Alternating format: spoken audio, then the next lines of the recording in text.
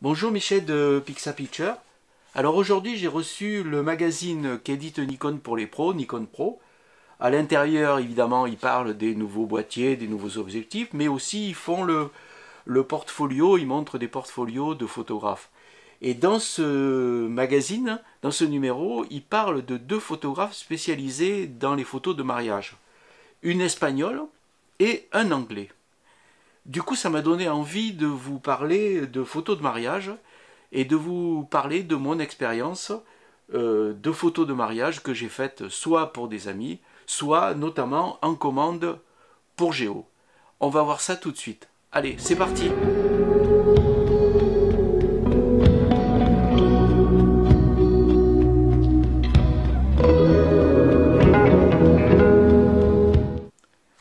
Alors, dans ce numéro de Nikon Pro, il y a le portfolio de deux photographes spécialisés dans le mariage. Un anglais, voilà, qui s'appelle Curville Joal. Notamment, le portfolio montre des photos qu'il a faites sur un mariage indien. Alors évidemment, il y a des couleurs, c'est assez formidable. La couverture, c'est lui qui l'a faite. Alors on voit un peu les photos qui sont assez belles.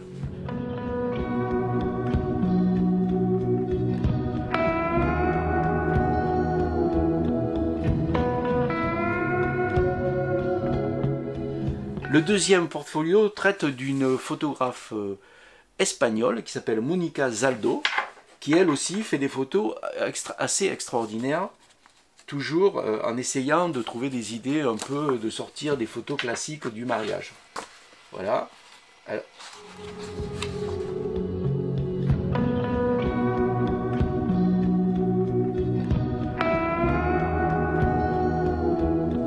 on peut voir les photos, vous voyez, voilà. Celle-là en noir et blanc qui est assez belle. Alors, bien sûr, il y a plein de photographes professionnels qui ont fait des photos de mariage. Doisneau est un des plus célèbres. Il a fait beaucoup de photos de ses amis, des gens à la campagne, des mariages à la campagne, comme on voit les photos que je vous montre là. Il y a plein d'autres photographes connus qui ont fait des photos de mariage. Alors, il y a un livre qui est sorti aux éditions de La Martinière, Histoire du mariage. Alors, il n'y a pas que des photos, mais à l'intérieur, vous pourrez trouver beaucoup d'images de grands photographes, et notamment aussi de personnalités célèbres, des mariages célèbres, comme là, Elizabeth Taylor, là c'est Rita Hayworth, etc., bon, qui a épousé Orson Welles. Bon, donc, vous voyez, on voit pas mal de photos de mariage, notamment, vous voyez, ça c'est assez sympa, voilà. C'est aux éditions de La Martinière et ça s'appelle Histoire du mariage de Sabine Janet d'Acosta. Voilà. Alors, moi ce que j'avais envie de vous parler aujourd'hui, c'est de mon expérience. J'ai longtemps habité dans l'Aveyron, qui est donc une région assez rurale et pauvre. D'ailleurs, même les Aveyronnais disent qu'en Aveyron, c'est le seul endroit où les corbeaux volent sur le dos pour ne pas voir la misère qui est en dessous. Bon, c'est d'ailleurs, entre parenthèses, c'est vrai que les corbeaux et les corneilles sont des rares oiseaux à pouvoir voler sur le dos. Bref, à l'époque, je travaillais pour Géo, et Géo m'avait demandé de faire un sujet sur les mariages en province. Donc j'étais allé voir le photographe du coin, à Villefranche-de-Rouergue. Je lui avais demandé s'il y avait une famille qui serait d'accord pour que je couvre un peu leur mariage. Donc ils étaient d'accord. Donc j'ai fait les photos en parallèle du photographe officiel qui couvrait le mariage. Et là, je me suis rendu compte que c'était quelque chose d'assez difficile et qu'il y avait toute une organisation pour arriver à faire quelque chose de vraiment valable.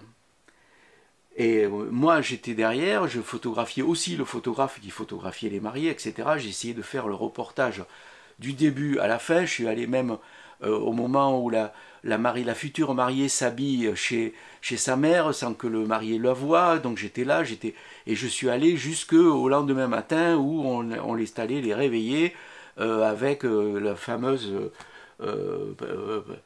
comment dire, de cuvette, une espèce de pot de chambre avec dedans du chocolat avec bon, c'est assez... on avait tout fait. Et là, je me suis rendu compte de la difficulté pour faire ce genre de reportage. Après, on m'a demandé, des amis m'ont demandé de faire des photos un peu originales de leur mariage. C'était quelqu'un, un copain à moi qui se mariait avec une Thaïlandaise, donc j'avais fait aussi le sujet. Et puis après, à l'époque où j'étais le directeur de Jacana, le grand patron de Jacana, Bigot il s'appelait, enfin il s'appelle toujours Bigot, mariait son fils et m'a demandé de faire, de couvrir le sujet et de faire les photos de son fils qui se mariait. Donc là, je me suis rendu compte un peu de toute la difficulté et comme j'avais quand même appris en bien regardant ce qu'avait fait le photographe à Villefranche de Rouergue, j'ai essayé d'éviter toutes les erreurs qu'on peut faire. Alors d'abord, quand on fait des photos de mariage, que ce soit pour une commande ou pour des amis, il faut savoir que maintenant, vous allez être en concurrence avec tous les invités qui vont avoir avec leur smartphone, Samsung ou iPhone, qui vont faire des photos toute la journée. Donc vous déjà, ce qu'il faut, c'est faire des photos, pas avec un boîtier un peu professionnel, pas faire des photos avec l'iPhone. Bon. Alors, ce qui va se passer, c'est il faut surtout, la première des choses, la première des règles, c'est la discrétion. Il ne faut pas arriver avec 50 000 matériels, du flash. En plus maintenant, les appareils photo, les capteurs permettent d'avoir des sensibilités très fortes sans qu'il y ait le moindre bruit. Donc évitez de faire des photos au flash. Surtout si le mariage comporte une partie à l'église. Ça c'est assez mal vu à l'église. Voilà. Deuxième chose, il faut partir léger. Parce que toute la journée, vous allez être en contact avec des gens, vous n'allez pas forcément les connaître tous, même si c'est des amis, il va y avoir la famille de la mariée ou du marié que vous ne connaîtrez pas, vous risquez de vous faire piquer du matériel si vous posez votre sac à un endroit où tout est possible. Donc l'idéal c'est de partir avec deux boîtiers, toujours deux boîtiers, parce que s'il y en a un qui tombe en panne, deux boîtiers. Si vous travaillez en numérique, et surtout avec des hybrides qui consomment beaucoup d'énergie, pensez à prendre beaucoup de chargeurs, parce que vous n'aurez pas le temps forcément d'aller recharger votre batterie pendant la photo, pendant la durée du mariage. Alors, le problème, ça va être un problème déjà de positionnement. Il faut faire attention, moi, à Villefranche, la première fois que je suis allé faire, au moment où moi j'étais avec les invités, là, et au moment où les mariés ont signé à la mairie le papier, là, enfin, devant le maire, moi j'étais derrière eux, donc j'ai tout raté. Donc ce qu'il faut faire, il faut anticiper. Ce que vous faites, c'est que dès que vous arrivez, si ça commence par la mairie, vous allez vous essayez de vous positionner derrière le maire pour pouvoir avoir les mariés de face lorsqu'ils vont signer. Et aussitôt qu'ils ont signé, il ne faut pas rester dans la salle. Vous faites quelques photos éventuellement, mais après vous sortez tout de suite pour pouvoir aussi être en bonne position lorsque les mariés vont sortir, surtout s'il y a les invités qui les attendent en leur balançant du riz, enfin des trucs comme ça. Ça c'est intéressant de faire comme photo. Donc il faut toujours avoir un coup d'avance. Voilà. Alors, ça c'est la première règle. La deuxième règle, c'est qu'il faut savoir que dans les mariages, en général, il y a deux familles. Forcément, les deux familles ne sont pas forcément très copines les unes avec les autres. Enfin, moi, je me souviens du mariage de ma sœur. Du côté, nous, on était plutôt catholiques, et puis de l'autre côté, du côté du marié de ma sœur, c'était plutôt une famille très protestante, et donc l'ambiance était quand même pas top. Alors, il faut faire très attention. Lorsque vous allez faire des photos des gens, d'ailleurs, premièrement, il faut vous débrouiller de photographier tout le monde. Il faut arriver à photographier tout le monde. Et surtout, vous faites attention aux impairs. C'est-à-dire que, par exemple, souvent, il y a beaucoup dans les fêtes de mariage, il y a beaucoup d'alcool qui arrive, les gens se lâchent un peu, et faites attention, repérez les couples. Ne photographiez pas le mari de l'un avec la femme de l'autre qui sont un peu éméchés, parce que ça risque après de créer des problèmes. Faites attention un peu à qui vous photographiez, regardez bien qui vous photographiez. Alors, ce qu'il faut aussi, c'est lorsque vous êtes, notamment si c'est des mariages religieux, que ce soit à la synagogue ou à l'église, éviter de faire beaucoup de bruit. Donc pas de flash. Et puis surtout, si vous avez la chance d'avoir un appareil hybride, travaillez avec l'obturateur électronique qui est complètement silencieux. Comme ça, vous êtes absolument discret, vous n'allez pas avoir les remontrances du prêtre qui va râler parce qu'il va entendre le moteur qui claque. Donc ça, c'est une chose très importante à faire. Surtout si vous avez la chance d'avoir un hybride qui vous permet d'avoir un obturateur électronique. Autre chose, au niveau technique, essayez de travailler, moi, comme vous allez avoir, à mon avis, des photos à faire à l'extérieur, des photos à l'intérieur. À l'intérieur, il va y avoir à la mairie, il va peut-être y avoir des néons. Après, à l'église, ça va être plus sombre, etc. L'idéal, c'est de travailler en réglant votre appareil sur la sensibilité auto et aussi la balance des blancs auto. Vous vous occupez plus de ça, comme ça vous êtes tranquille. En plus, surtout, vous travaillez avec des objectifs plutôt grand angle, surtout en général les mairies ne sont pas immenses, où il y a beaucoup de monde. Donc ce n'est pas la peine de vous trimballer avec un télé, ça ne vous servira à rien. L'idéal c'est d'avoir un zoom, par exemple, qui fait, je sais pas moi, de 20, 85, un truc comme ça. Vous ne dépassez pas un objectif de 100 et puis vous arrivez, pour les grands angles, vous essayez d'avoir le maximum grand angle. Faites attention parce que ça va déformer. Si vous faites des portraits au grand angle, il y a des gens qui ne vont pas forcément apprécier.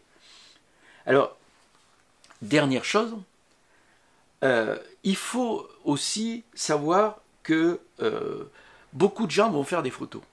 Ils vont tous faire des photos, même avec des appareils. Ils vont faire ça en numérique.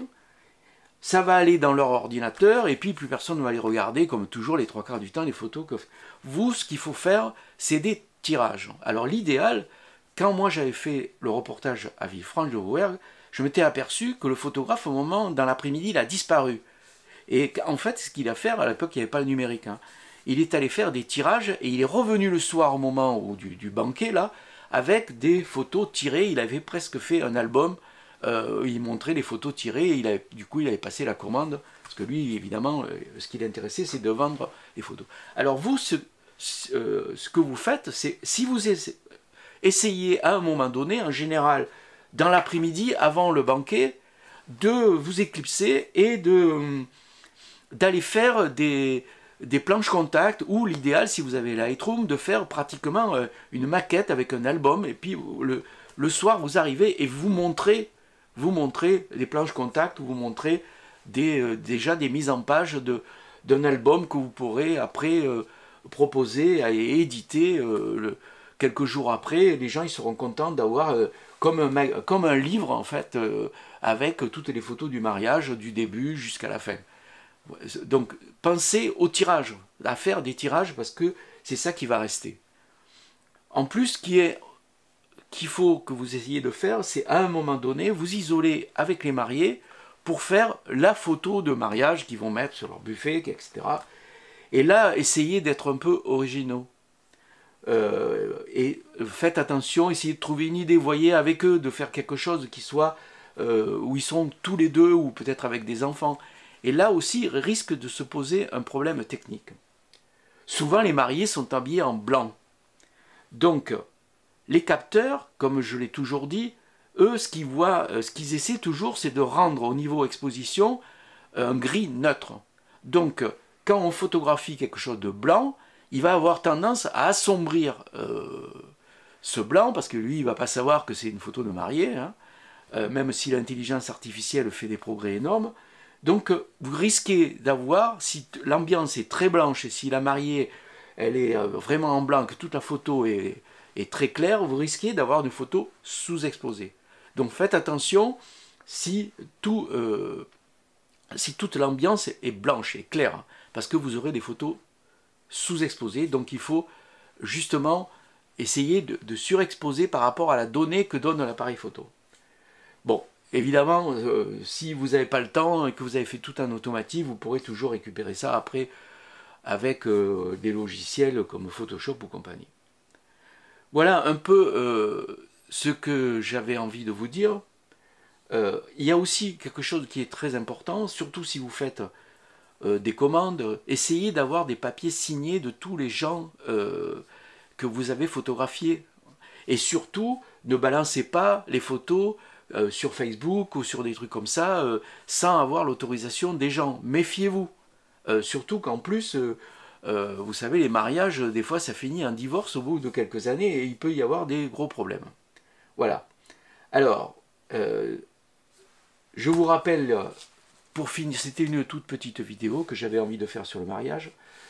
Je vous rappelle le livre des éditions de La Martinière, Histoire du mariage. Vous avez Nikon Pro. Alors si vous pouvez demander la carte Pro si vous utilisez Nikon, hein, si vous travaillez en Nikon, vous pouvez essayer d'avoir la carte Pro et qui vous permet d'avoir ce catalogue, ce magazine, mais aussi d'avoir plein de choses intéressantes, des réductions de matériel, etc., etc. Et puis aussi, si votre appareil tombe en panne, vous pouvez avoir une réparation plus rapide. Donc c'est intéressant d'essayer d'avoir cette carte Nikon Pro. Voilà, alors j'ai mis quelques photos de mariage que j'aime bien, et puis alors surtout je voulais finir, je voulais pas manquer la fameuse photo de mariage de Coluche avec Thierry Le Huron.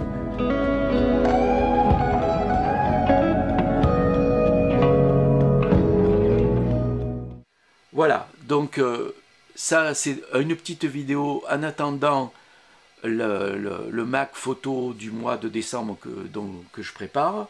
Vous allez avoir bien sûr pas mal de nouveautés, notamment puisque Photoshop et Lightroom ont sorti de nouvelles versions avec pas mal de nouveautés. Bon, il y a beaucoup de chaînes YouTube qui en parlent, donc moi je ne vais pas m'étendre là-dessus, mais bon, on en parlera quand même un petit peu. Voilà, donc je vous souhaite de faire plein de photos.